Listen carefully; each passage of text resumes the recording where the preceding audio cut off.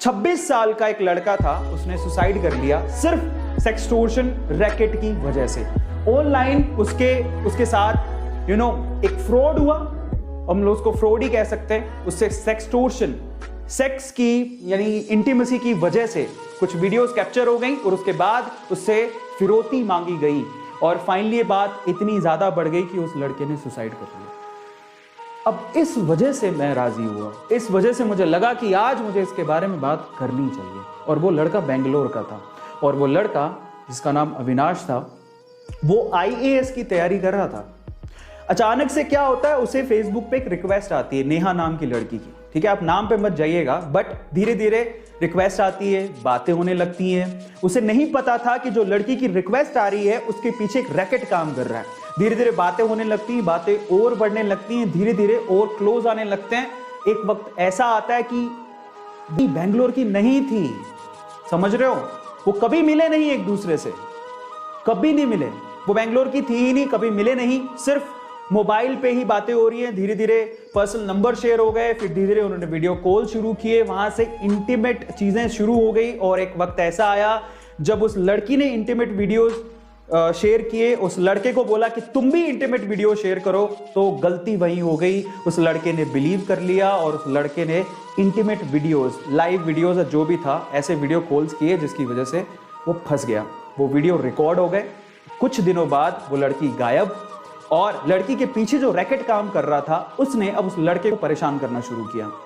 उसने वो video forward किया और कहा कि आपने अगर इतने किए तो हम ये वीडियोस आपकी फैमिली को भेज देंगे या सोशल मीडिया पे डाल देंगे। डर के मारे, क्योंकि हम इसके बारे में बात नहीं करना चाहते। ठीक है, इट्स नॉट एक खाना खाया है, इट्स अबाउट इंटीमेसी शेयर की है, जो कि इंडिया में एक टैबू है, इसके बारे में लोग बात नहीं करते जनरली।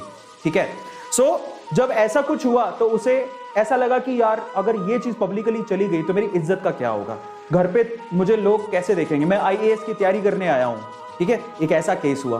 उसने शुरू में पैसे दिए, उस पैसे, अब देखो जब भी आप पैसे देते हो ना तो उनकी भूख और बढ़ जाती है। तो जब उसने पैसे दिए शुरू में तो उन्होंने बोला कि उनका पेट भरा नहीं, उन्होंने कहा हमें और चाहिए। ऐसे करके वो पैसे मांगते गए, मांगते गए, मांगते गए। वक्त ऐसा आया कि उससे संभला ही नहीं, अब उसके पास पैसे इतने कहां से होते। फाइनली उस लड़के ने ये सोचा कि शायद मैं अपनी जिंदगी खत्म कर लूं, तभी ये जो झंझट है वो खत्म होगा। और वो लड़का दुनिया को छोड़ के चला गया। शायद अगर ये सब नहीं होता तो आज वो आईएएस की प्रिपरेशन करके कहीं अच्छा आईएएस बन चुका होता और हमें एक अच्छा आईएएस देखने को मिलता। पर उस लड़के ने सुसाइड कर लिया।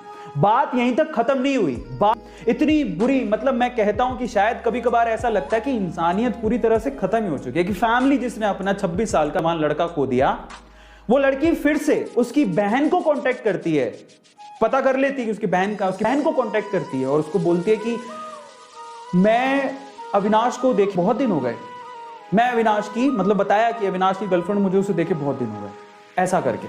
और जब वो ऐसा बात बोलती है तो वो उसकी सिस्टर कहते हैं कि अब ही इज नो मोर, वो अब जिंदा नहीं है। अब देखिए उसके बाद क्या होता है, वही रैकेट वापस से अविनाश की बहन को कॉल करते हैं और उसे कहते हैं कि ऐसा ऐसा है, उसकी वीडियोस हमारे पास है, हमें पैसे चाहिए, नहीं तो वीडियोस हम पब्लिक कर देंगे।